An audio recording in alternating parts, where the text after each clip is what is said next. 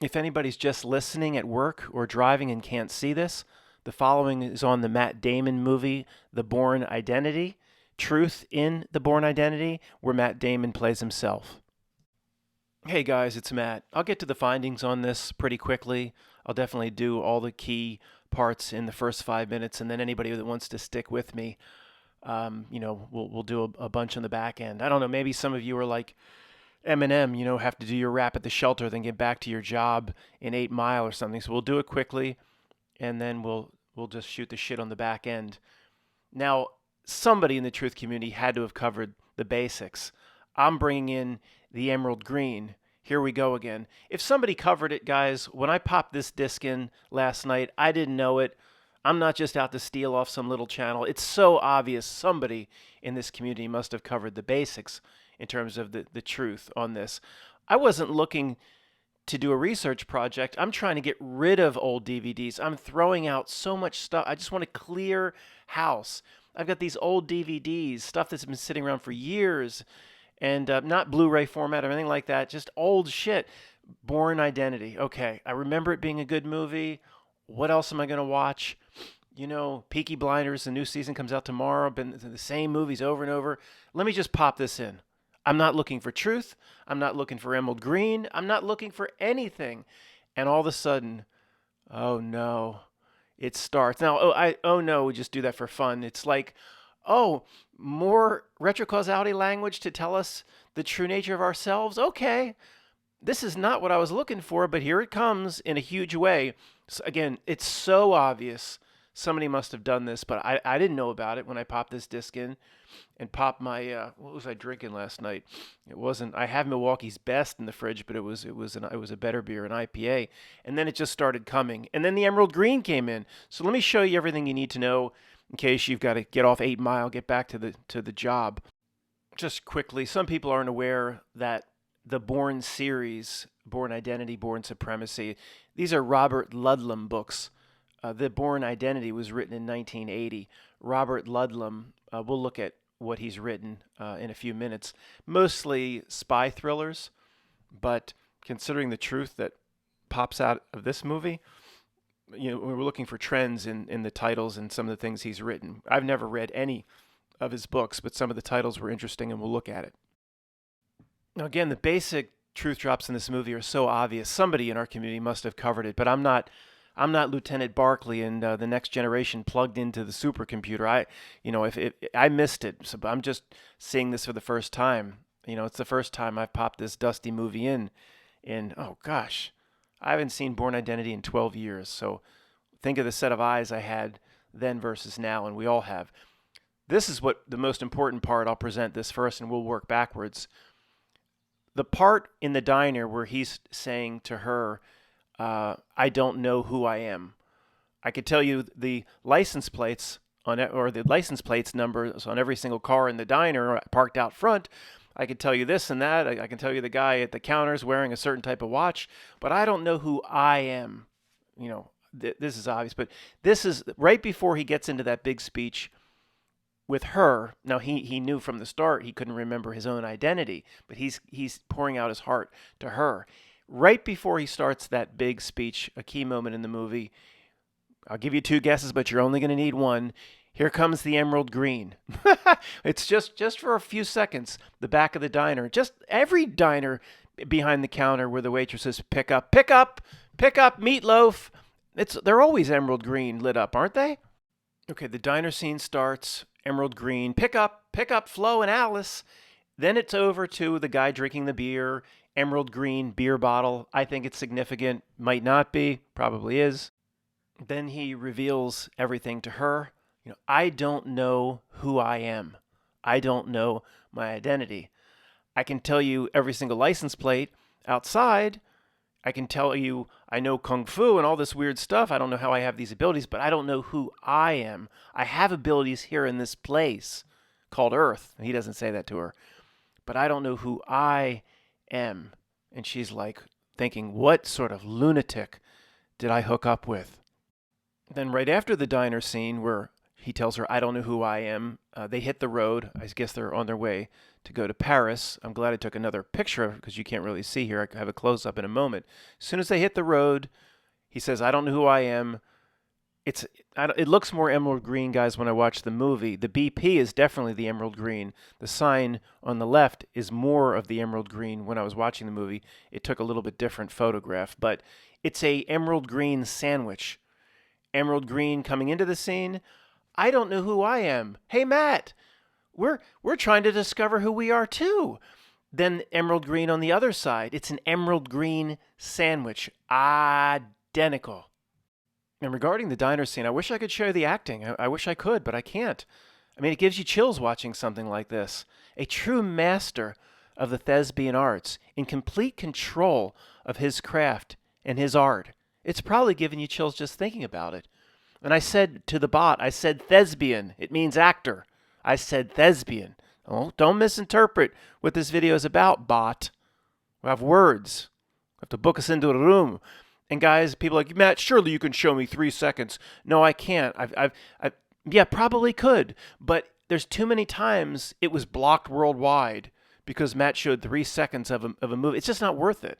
And I know you guys know it's not worth it. From my perspective, do everything, load, compile, and then it blocked worldwide. I know the problem. Go back, rechange it, recompile. It's just not worth it. It's not worth it. We all know how great his acting is. We don't need to see it. A few seconds later, same scene while driving. This huge emerald green glow on her face as, it's just a regular street light hitting him. She must be a real person helping him. He's an NPC, I guess. Emerald green all over her face. Matt, surely you enhanced this.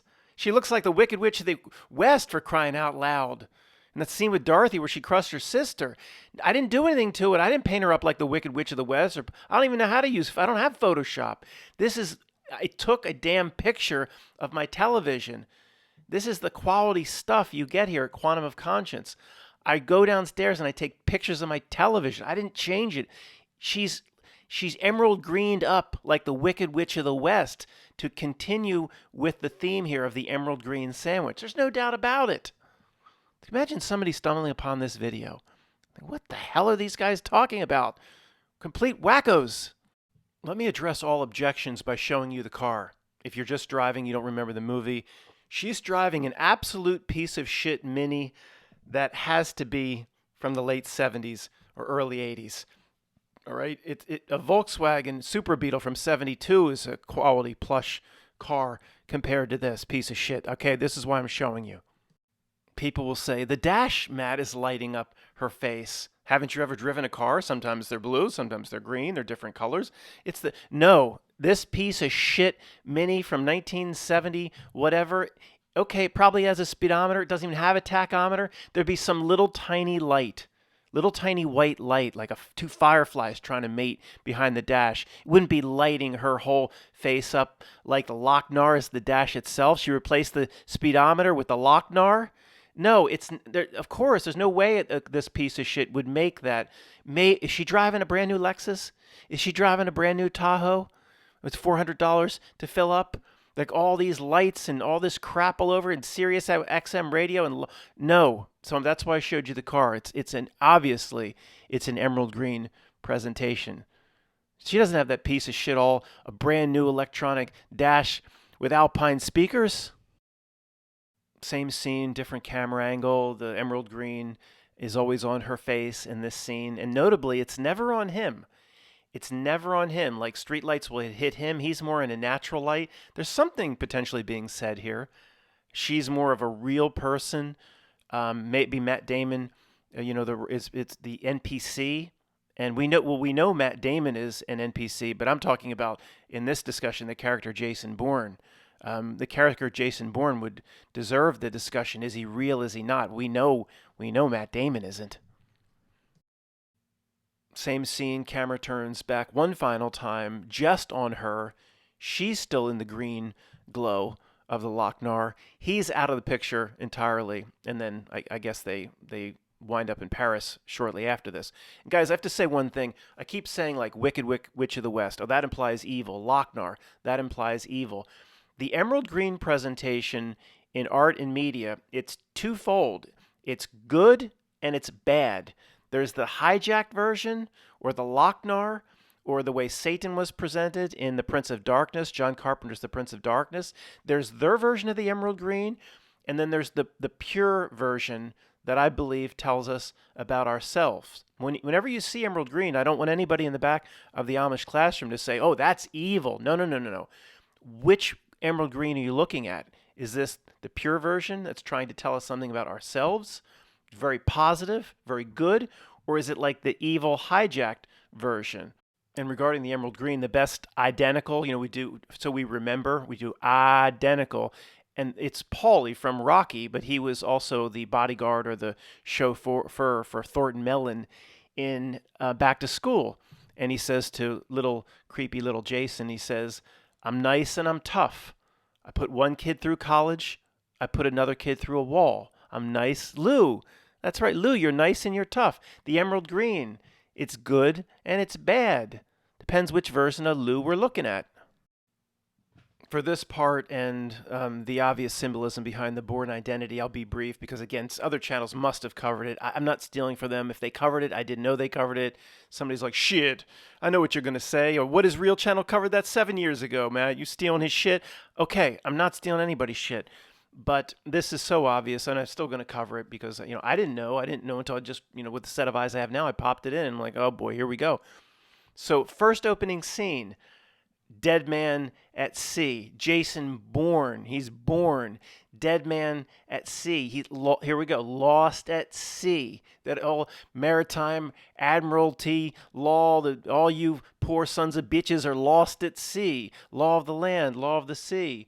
Dead man at sea. He's rescued by a ship. Jason Bourne. He's Bourne. Or born into this world without knowing himself. Born into this world without knowing who he really is, his true identity. And then as we see, this world will give you your identity. It will assign an identity to you. There's the ship that rescued Jason Bourne, birthed, Bourne. He doesn't know who he is, but then this world is giving him his identity. He sees all these passports. He sees guns. He has all these skills. He can read license plates. He knows kung fu. Is he going to then find it's a search for him to find his real self, or will he just take the identity that he's been given by this world? So you have all these things that, lots of channels are way more, versed in this stuff than I am. I can just kind of spot it. But I mean, again, it's so obvious that this is the presentation that's being made here. But I just wanted to, I'm going to make sure the back half of the Amish classroom is aware. Even right in the title itself, Jason Bourne. I mean, mind wipe, memory wipe. Doesn't know who he is. Search for who he is. I mean, you've got to be kidding me. I just wanted to, whoever did start talking about this movie in that sense years ago, the Emerald Green presentation is a gigantic validation to what we already know, but the Emerald Green presentation I doubt anybody has talked about, because that's kind of been our thing, and it just validates a million times over any other truth drops that have been discussed regarding this movie. I'm back to re-record this. Someone's going to scream at me or start throwing rubber duckies.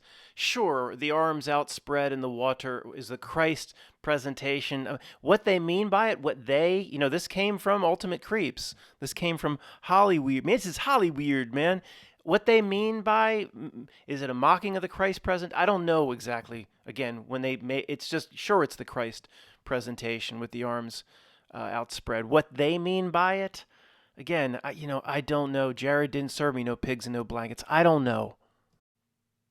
Let's look at Robert Ludlum briefly, the author who wrote The Bourne Identity in 1980. And we have the same argument, the same light beer from Miller tastes great, less filling, that just goes around and around and we get nowhere. Like, what did Robert Ludlum, or what does the author know in making this sort of presentation? Whether it's a presentation on behalf of the system or a spiritual message that flows through his works. Like, what did he know? And this one is so obvious. I mean, it's so obvious. This is one that really points to these whether on whatever he's doing on behalf of the system to meet their contractual obligations, to give real spirited beings some inside information about themselves so they can go screw you over there. Maybe they have a quota system. Whatever it is, this one's so obvious that you would have to think Ludlum was in the know. I mean, come on. He just we say, well, then when this artist wrote this song or wrote this poem, maybe a spiritual message was channeled through them, and they didn't even know the message that would reach real people like you and me. But this one is so obvious. Again, he's born, Jason Bourne. He's searching for himself. He doesn't know who he is. I mean, this is the classic story of what every single real person, every non-NPC Dungeons and Dragons character is going through, or well, we're going through it. At least we're searching for it. Most people, real people, have been fooled by the reality, and they don't even know to search for it. All they search for is where Housewives of Atlanta is coming on television. That's all. But most people have been fooled. But the presentation, like from the last second, it's so obvious what's being said here that, of course, this points to, Ludlum had to have been in the know. And well, Matt, what is the Emerald Green presentation in his books? Well, maybe not, but maybe the movie carried that forth. But the basic presentation of being born, Jason Bourne, into a society or reality where he doesn't know who he is, and then you have that whole CIA group. Remember, they keep tracking him and they're looking at him at cameras, and we just missed him here. That's almost like a representation of these creeps, or a subset of the creeps, that when somebody is trying to find out who they really are, then they're monitored or they're traced by it's almost like that cabin in the woods feel, that there's these monitors below that are monitoring what's going on in the cabin in the woods. Like Jason Bourne was coming into his own. He was on the verge of finding out who he really was. That's why they maybe tried to take him out, and he was floating around at sea. But then when he came to on the ship, and they found out he was alive. Oh, this person's trying to find his real, true self. And the metaphor in the movie is almost like, we can't have that. Go hunt him down. I don't know. And what did Robert Ludlum know? It's like, we'll never get anywhere on this, guys. There's 1,000 different possibilities. Ultimately, somebody might say, but Matt, I can't reconcile this.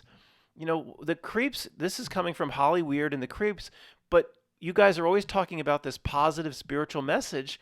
Well, are they out to hurt us, or are they out to help us? And look, I don't think they're up at night worrying about the tough love they have to give us. I don't think they're trying to help us. Okay, I just don't. They end up helping us, no doubt about it. They end up helping us. But I don't believe a creature like Santa Claus Schwab is trying to help us. Through their creepy ways, they help us. Maybe when a message is so obvious that has to be in a Hollyweird presentation, maybe, again, they have a quota system. It's like, oh, we got to give them this, or we'll give them this because we want to maintain our game-addicted lifestyle. We want to continue to do what we do here. Again, it's the same. My favorite analogy on the creeps to us is the guy that put these little tiny poison adders or whatever, vipers on he would get bit on purpose, and over years and years he developed a resistance. Now those little vipers that were biting him end up helping him, but when that little viper biting him, did it really care about him? No, it was biting. It was that snake took a vicious bite, and it was helping overall, though, wasn't it? That's kind of the best way to look at. Hillary Clinton's not going to bed at night crying, oh, I'm so sorry we have to screw these people, but it's for their own good. I think she's out for herself. All the creeps, I think, are out for themselves, and they end up helping us at the end of the day. But again, we just go round and round on this. It doesn't matter. Throw it all out. The actions of the creeps and whatever the messages that come through have helped us tremendously. And it doesn't matter why that or how that came to be. All right, let's look at Robert Ludlum's works, or just a small section here. I just did screen capture on Wikipedia. He probably wrote 10 or 15 more books than this. See if there are any repeating themes. Like I think I mentioned, I never read any Robert Ludlum, but I think the themes are similar. I think it's more Jason Bourne's type stuff, spy or Tom Clancy type stuff, or James Bond type stuff, I think. He's probably a great writer. The guy I worked with at the insurance company, it was either the year 2000 or it might have been 2001. The movie with Matt Damon came out 2002. He got word that they were going to make a movie series out of the books. He had read all the books, and it was like this guy acted like it was the greatest thing that ever happened to him.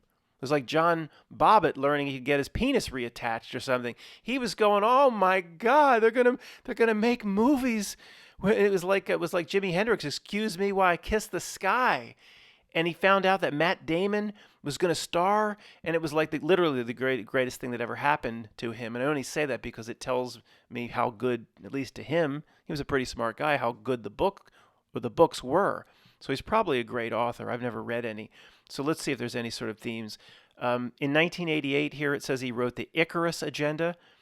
And Icarus, that famous Greek fable or story about the guy with the wax wings that flew too close to the sun and teaches people to take the middle path and the center path, and even the same damn messages go back all the way back through Play-Doh. They do. It's the same spiritual messages in retrocausality language to real spirits to hear all the way back to ancient Greece. Take the middle path.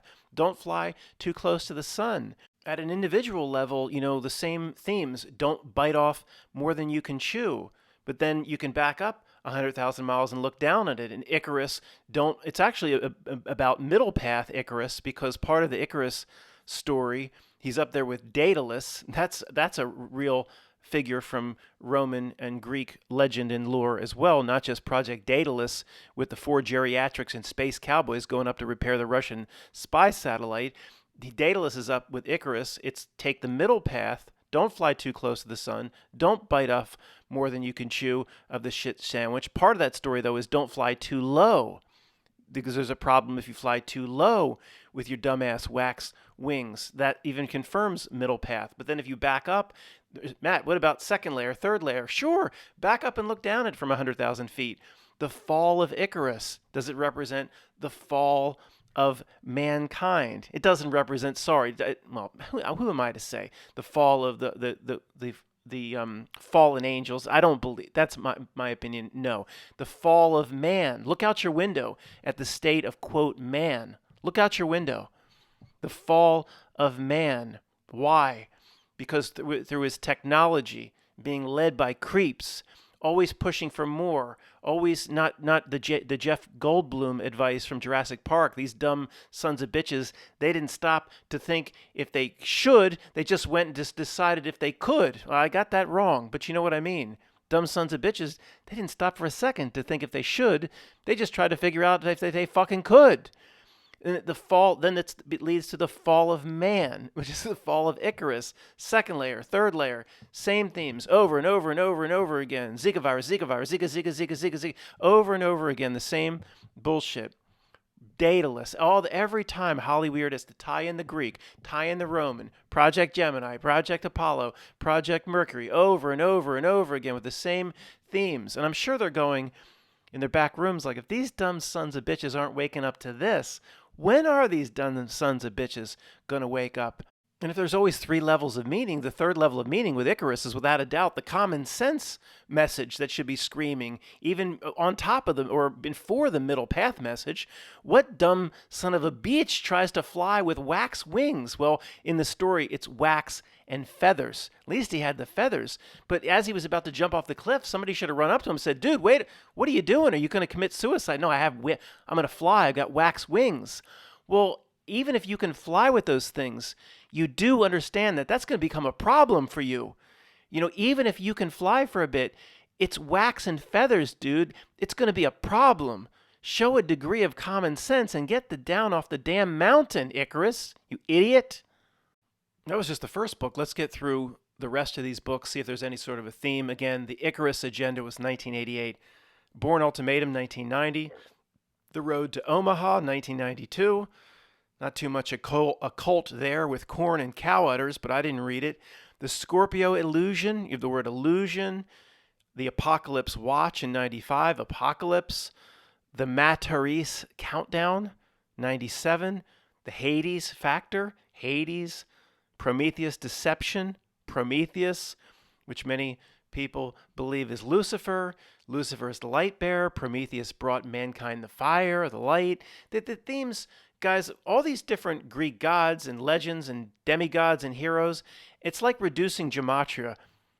Most of the time you can reduce it down to like the same entity, like Prometheus being Lucifer, or instead of there being thousands and thousands across all these different regions of the world and different pantheon of gods, if I'm even using that word correctly, it all reduces down usually to the same 3 or 4 or 5 things.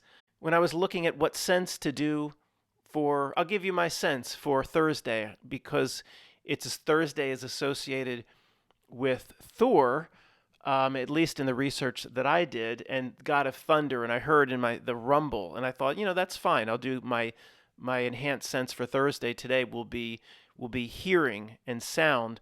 But when you do the research on that, or why Thursday came to be, it's also assigned to Jupiter or Tin, and then Jupiter, of course, is Zeus. It's all tied together. 2 more books left after the Prometheus Deception, which was 2000, the Cassandra Compact, Cassandra we need to talk about, and the Sigma Protocol.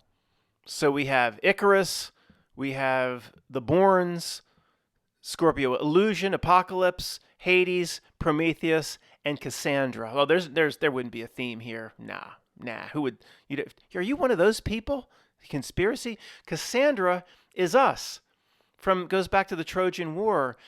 All her prophecies were correct, but she was cursed to never to be believed. That's us. That's us. Throw a dart against the wall with all the sticky notes. Oh, the aunt that I just had that little issue with, that it was between me and my aunt 10, 11, 12 years ago, or maybe I told her 8 years ago. Your smart devices or your phone and your TV, it's all listening to you. It's all, are you Matt, you're one of those people? It's all listening to you.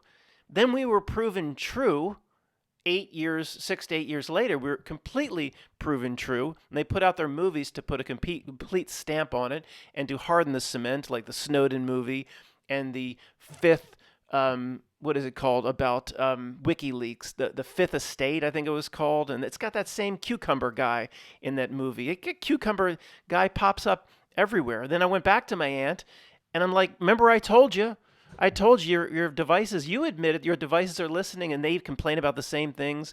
And then 4 or 5 years after I said it, they said, yeah, Matt, I've noticed that, or they didn't, I heard them talking amongst themselves. No, they will never give us credit. I take that back. They'll never give us any credit. Yeah, I was talking about a subject, and then I started to get ads for the subject. I heard them talking about that at one of our reunions when people like me were still allowed to go before the year 2020. And they're saying, yeah, all these ads started coming up, and we've been talking about that. Do you think it's listening to us? And then I'm like down the end going, I told everybody that these damn things are listening. Do I get anything for that? Can I get some acknowledgement other than being a black sheep of the family, that I'm one of those people? And Matt, you'll get nothing. You'll get nothing and like it. Like Spalding. Spalding, I want a hot dog. I want a hamburger. You're playing golf today, Spalding. I'm not playing golf today, Uncle Smales. I'm playing tennis. You'll get nothing and like it. That's what they said to me. Oh, you made all your prophecies, and they all came true, and ours is a little different from Cassandra, because we're then never given credit for putting the prophecy forth. Initially never to be believed, and on the back end when confirmed, never given any credit. We're all a bunch of little Cassandras. Thanks for listening.